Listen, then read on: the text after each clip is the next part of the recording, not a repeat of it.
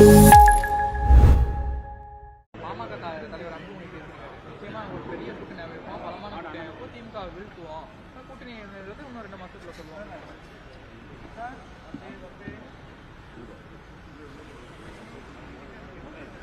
அவருடைய ஆசை. தன்னை பின்பற்றக்கூடிய தொண்டர்களுக்கு அவர் ஒரு நம்பிக்கையை தருவதற்காக சொல்லுகிறார். திமுக தலைமையிலான கூட்டணி மட்டும்தான் தமிழ்நாட்டில் ஒரு கூட்டணியாக இருக்கிறது. மற்ற எதிர்க்கட்சிகள்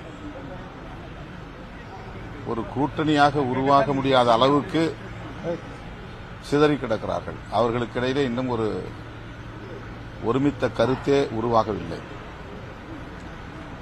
ஒன்றாக முடியவில்லை. கூட்டணியாக உருவாக முடியாத நிலையில் திமுக கூட்டணியை வீழ்த்துவோம் என்று சொல்லுவது நகைப்புக்குரியதாக இருக்கிறது.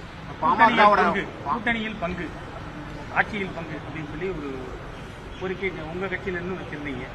அது இப்ப எந்த நிலைப்பாட்டில் நீங்க இருக்கிறீங்க? உங்களோட செயல்பாடு எப்படி இருக்கு? இது குறித்து ஏற்கனவே பல முறை நான் பதில் சொல்லிவிட்டேன். இது ஒரு கட்சி முன்கூட்டியே வெளிப்படையாக சொல்லக்கூடிய ஒரு நிலைப்பாடு அல்ல. இது உரிய நேரத்தில் உரிய முறைப்படி முடிவெடுத்து அதை நடைமுறைக்கு கொண்டு வருவோம். ஆகவே சில முடிவுகள் அல்லது நிலைப்பாடுகள் காலம், நேரம் ஆகியவற்றையெல்லாம் கருத்தில் கொண்டுதான் எடுக்க முடியும். எனவே இதை திரும்ப திரும்ப நாங்கள் சொல்ல வேண்டிய தேவையில்லை. உரிய நேரத்தில் அந்த முடிவை எடுப்போம். இதெல்லாம் யூகம் தானே. யூகத்திற்கு எப்படி நான் பதில் சொல்ல முடியும்? அது வரும், வர்றப்ப பாத்துக்கலாம். பணியாளர்கள், செவிலியர்கள், இடைநிலை ஆசிரியர் தொடர்ந்து அடுத்தடுத்து போராடிட்டு வராங்க. அவங்க செவிலியர் போராட்டத்தை முடிச்சுட்டாங்களா? காவல்துறை அதான் கடுமையா கைது செய்யறாங்க. செவிலியர்களுக்கான போராட்டம் முடிஞ்சிருச்சு. செவிலியர்களுக்கான போராட்டம் முடிஞ்சிருச்சு நினைக்கிறேன். அமைச்சர் பதில் சொல்லியிருக்கிறாரு. இப்போ கொஞ்சம் பேரை 169 பேர் என்னவோ இப்போ பணி நிரந்தரம் செய்யறாங்க. 1000 பேருக்கு பணி நிரந்தரம் தருவோங்கிற உறுதிமொழியை அவர் தந்திருக்கிறாரு. அதனால அந்த போராட்டத்தை அப்போது நிப்பாட்டி இருக்கிறார்கள் என்று நான் கருதுகிறேன். மற்ற தூய்மை பணியாளர்களுடைய போராட்டம் தொடர்கிறது. ஏற்கனவே நான் விடுத்த அதே வேண்டுகோளை மறுபடியும் மாண்புமிகு முதலமைச்சருக்கு முன்வைக்கிறேன். தூய்மை பணியாளர்களின் கோரிக்கைகளை அலட்சியப்படுத்தாமல் உடனடியாக பரிசீலிக்க வேண்டும். அந்த கோரிக்கையை நிறைவேற்றுவதற்கு முன்வர வேண்டும். குற்றவாளி போல அவங்க நினைக்கிறாங்க அப்படின்னு சொல்லி சொல்றாங்க. அவங்க கோரிக்கை அவங்க தேர்தல் அறிக்கையில சொன்னதை நிறைவேற்றன்னு சொல்றாங்க. அது இல்லாம நிதி இல்லைன்னு சொல்லுது அரசு. எப்படி பாக்குறீங்க? ஆசிரியர்களின் கோரிக்கைகளுக்கு ஏற்கனவே விடுதலை சிறுத்தைகள் கட்சி ஆதரவு அளித்திருக்கிறோம். அதே நிலைதான் இப்போதும். ஆசிரியர்கள் முன்வைக்கக்கூடிய, அரசு ஊழியர்கள் முன்வைக்கக்கூடிய ஓய்வூதியம் தொடர்பான கோரிக்கைகள் உள்ளிட்ட அனைத்தும் பரிசீலிக்கப்பட வேண்டியவை. அதிலே அரசு விரைந்து ஒரு முடிவெடுக்க வேண்டும். தேர்தல் அறிக்கையில் கடந்த முறை என்ன வாக்குறுதி தந்தார்களோ அந்த வாக்குறுதியை நிறைவேற்ற வேண்டும் என்றுதான் அவர்கள் வலியுறுத்துகிறார்கள். ஆகவே முதலமைச்சர் அவர்கள் இது குறித்து தீவிரமாக கலந்தாய்வு செய்து ஒரு நல்ல முடிவை எடுக்க வேண்டும் என்று வலியுறுத்துகிறேன். தொடர வேண்டும் அவசியம் எங்களுக்கு இல்லை. எங்களுக்கு நிறைய ஆப்ஷன் இருக்கு. நீங்க பேசிருக்கீங்க முன்னாடி பேசுறப்போ. அது எதற்காக உங்களுக்கு கூட்டணி சீட்டு கம்மியா தர மாதிரி இருக்கிறதுனாலயா? அப்படி கிடையாது. திமுகவுக்கு பரிந்து பேசுகிறோம் அல்லது முட்டுக் கொடுக்கிறோம் என்று சில விமர்சனங்கள் வெளிப்படையாக வருவதனால் அதற்காக பேசவில்லை, கருத்தியலுக்காக பேசுகிறோம். நாங்கள் உள்வாங்கிக் கொண்டிருக்கிற சமூக நீதி அரசியல், பெரியார் அரசியல், அம்பேத்கர் அரசியல், மார்க்சிய அரசியல், அதுதான் எங்களுக்கு முதன்மையானது. கூட்டணி என்பது இரண்டாம் பட்சம்தான் என்று சொல்லுவதற்காக அதை அழுத்தி கூறுகிறேன். அவ்வளவுதான். ஒழிப்பு மாநாடு அப்படின்னு சொல்லி நீங்க நடத்துறீங்க. இப்ப அடுத்தது ஜனவரி 2ஆம் தேதி அன்னைக்கு மதிமுக சார்பில் நடைபயணம் போக போறாங்க. அதுக்கு முதல்வரே துவக்கி வைக்கிறதுக்காக திருச்சி வர இருக்கிறாங்க. இந்த மாதிரி மது ஒழிப்புங்கிறது கூட்டணியில் இருக்கிறவங்களே தொடர்ந்து அமல்படுத்துறதுக்காக முன்னிலைப்படுத்துறீங்க. ஆனால் அதுக்கு எந்த விதமான நடவடிக்கையும் இல்லை. இது சம்பந்தமா என்ன விதமான நடவடிக்கை நீங்க எடுக்க இருக்கிறீங்க? இல்ல, இந்த கேள்வியை நீங்க முதலமைச்சர்கிட்டே கேட்கணும். எங்களை மாதிரி இருக்கிற ஆள்கிட்டே கேட்டுக்கிட்டே இருக்கக்கூடாது. மாநாடு நடத்துறது நீங்க அதான் நாங்களும் தானே அந்த கருத்தை உங்க கருத்தில் தானே இருக்கிறோம். மதுவை ஒழிக்க வேண்டும்ங்கிற கருத்து எங்க கருத்து. அப்ப உங்க கருத்தும் அதுதான், எங்க கருத்தும் அதுதான்.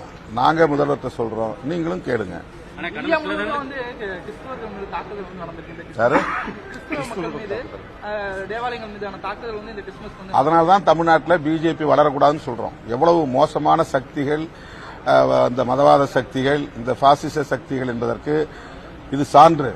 இந்த மாதிரியான தாக்குதல்கள் கட்டவிழ்த்து விடப்படக்கூடிய சூழலில் வேண்டுமென்றே RSS, பஜ்ரங் தள், விஸ்வ இந்து பரிஷத் போன்ற பல, அனுமன் சேனா போன்ற அமைப்புகள் கிறிஸ்தவர்களை குறிவைத்து தாக்கி, கிறிஸ்தவ பொருள்கள் விற்பனை செய்யக்கூடிய அப்பாவி மக்களை தாக்கி மிக மோசமாக நடந்து கொண்டிருக்கிறார்கள். இதுதான் பாசிசம் என்று பொருள். இப்படி நடக்கும் என்பது பிரதமருக்கு தெரியும். ஆகவேதான் அதை திசை திருப்புவதற்காக அவர் கிறிஸ்துமஸ் விழாவில் போய் பங்கேற்கிறார். ஒருபுறம் கிறிஸ்துமஸ் விழாவில் பங்கேற்றுக் கொண்டே அவருடைய சனாதன சக்திகள் இன்னொரு புறம் கிறிஸ்து பெருங்குடி மக்களை தாக்குகிற ஒரு அவலம் நடக்கிறது. தமிழ்நாட்டிலே RSSம் பிஜேபியும் வளர்வதற்கு அதிமுக உள்ளிட்ட கட்சிகள் காரணமாக இருக்கின்றன. துணை போகக்கூடிய சில அமைப்புகளும் இருக்கின்றன. அவற்றை நான் அண்மையிலே வெளிப்படையாக பேசினேன். இவர்கள் எல்லோரும் சேர்ந்து தமிழ்நாட்டில் இந்த மதவெறியர்களை காலூன்ற வைக்கப் போகிறார்கள். தமிழ்நாட்டிலும் இந்த கேவலம் அல்லது இந்த அவலம் அரங்கேறும் நாள் வெகு தொலைவில் இல்லை. எனவேதான் அந்த பாசிச சக்திகளை தமிழ்நாட்டுக்குள்ளே வளரவிடக்கூடாது, வலுப்பெறவிடக்கூடாது என்பதை தொடக்கத்திலிருந்து விடுதலை சிறுத்தைகள் கட்சி வலியுறுத்தி வருகிறோம். இந்த போக்கை மிக வன்மையாக கண்டிக்கிறோம். கடந்த சில தினங்களுக்கு முன்னாடி நீங்க வந்து சீமானை விஜய் பத்தி விமர்சித்திருந்தீங்க. இதுக்கு வந்து பதிலடியா வந்து விடுதலை சிறுத்தைகள் திருமாவளவன் வந்து திமுகவோட பிள்ளையா காங்கிரஸ் பிள்ளைன்னு சொல்லி பாஜக குஷ்பு பேசியிருந்தாங்க. நான் பெரியாரின் பிள்ளை, அம்பேத்கரின் பிள்ளை. அதனால்தான் அந்த சனாதன சக்திகளுக்கு துணை போகக்கூடிய வகையில் சீமானும் விஜயும் செயல்படுகிறார்கள் என்பதிலே எந்த சந்தேகமும் இல்லை. அவர்களுடைய செயல் திட்டம், அவருடைய அரசியல், அவருடைய போக்கு அனைத்தும் பிஜேபி RSSக்கு துணை போகக்கூடியதாக இருக்கிறது என்பதுதான் யதார்த்தமான உண்மை. இதை தமிழ்நாட்டு மக்கள் புரிந்து கொள்ள வேண்டும். இவர்கள் ஒருபுறம் தமிழ் தேசியம் பேசுவது போல் அவர்கள் நாடகமாடுகிறார்கள். இவர்கள் ஒருபுறம் தனித்து நாங்கள் இயங்குகிறோம், திராவிட அரசியலையும் பேசுகிறோம், பெரியார் அரசியலையும் பேசுகிறோம் என்று சொல்லுகிறார்கள். ஆனால் இதுவரையில் பிஜேபி பற்றியோ RSS பற்றியோ இதுபோன்ற சனாதன சக்திகளின் கிறிஸ்தவ மக்களுக்கு எதிரான தாக்குதலை பற்றியோ ஏதாவது விஜய் வாய் திறந்திருக்கிறாரா? ஏன் பேசவில்லை? அவர் வந்து கொள்கை எதிரி என்கிறார். கொள்கை எதிரி என்றால் அவர்களை கொள்கை அடிப்படையிலே விமர்சிக்க வேண்டிய ஒரு தேவை இருக்கிறதா இல்லையா? கண்டிக்க வேண்டிய நேரத்தில் கண்டிக்க வேண்டுமா இல்லையா? கண்டிக்க முடியாது. ஏனென்றால் அவர்களுக்கு இடையிலே அப்படி ஒரு உறவு இருக்கிறது என்பதுதான் உண்மை. அதேபோல பிராமண கடப்பாறையை கொண்டு பெரியார் இருப்பை தகர்ப்பேன் அப்படிங்கிறது தமிழ்நாட்டுக்குள்ள வந்து வேடிக்கை பார்க்க முடியாது. இந்த அரசியல் சாதாரணமான அரசியல் அல்ல. அவர் பேசுவது பெரியார் அரசியல் என்பது எளிய மக்களுக்கான அரசியல், விளிம்புநிலை மக்களுக்கான அரசியல், SC ST OBC போன்ற ஒடுக்கப்பட்ட மக்களுக்கான அரசியல், பிற்படுத்தப்பட்ட மக்களுக்கான அரசியல். அந்த அரசியலையே தகர்ப்போம் என்று சொல்லுவதை எப்படி நாம், இதுதான் RSS உடைய அரசியல், இதுதான் பிஜேபியுடைய அரசியல். அவர் பிராமணர் என்கிற கடப்பாறையை கையில் எடுக்க போகிறாரா அல்லது அவரே பிராமணர்களின் கடப்பாறையாக மாறப்போகிறாரா என்கிற கேள்வி எழுகிறது.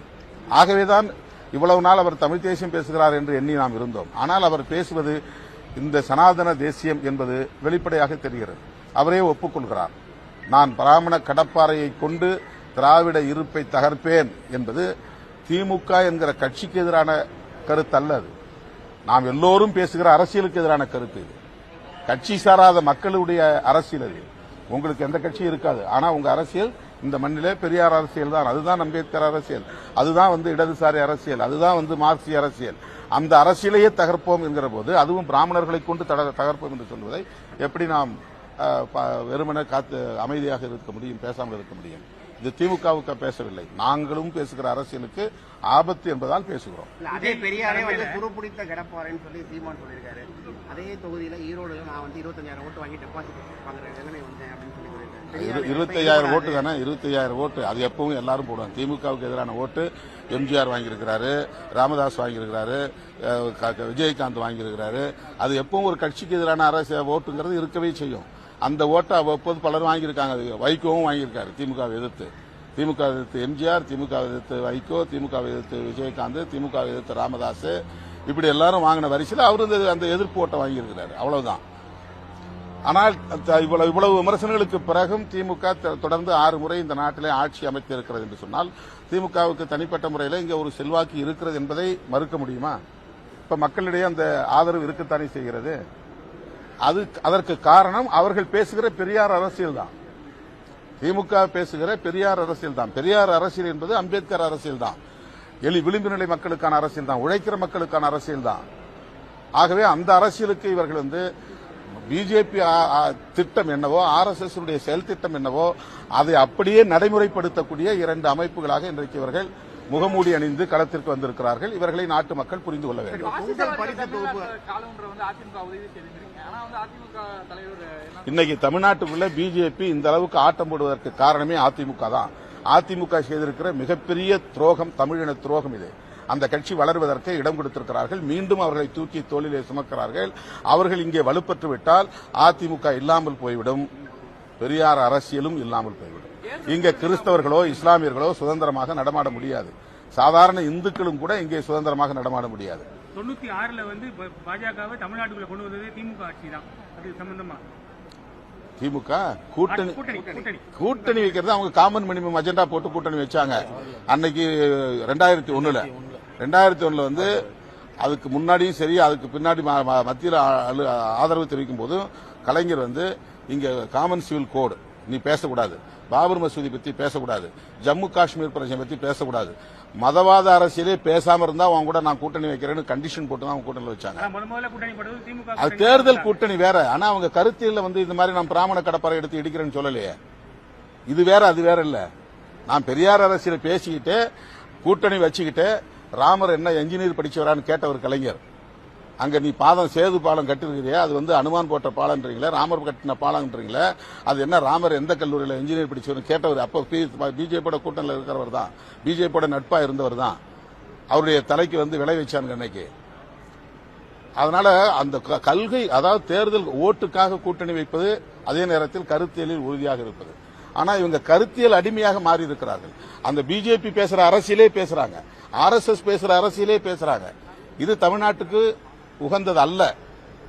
நாமெல்லாம் பேசக்கூடிய அரசியலுக்கு எதிராக பேசுகிறார்கள். திமுக மட்டும் பேசுகிற அரசியலுக்கு எதிராக பேசல, நாம் எல்லோரும் பேசுகிற அரசியலுக்கு எதிராக பேசுகிறார்கள். அதனால் நாங்கள் அதில் கருத்து சொல்ல வேண்டிய தேவை எழுகிறது.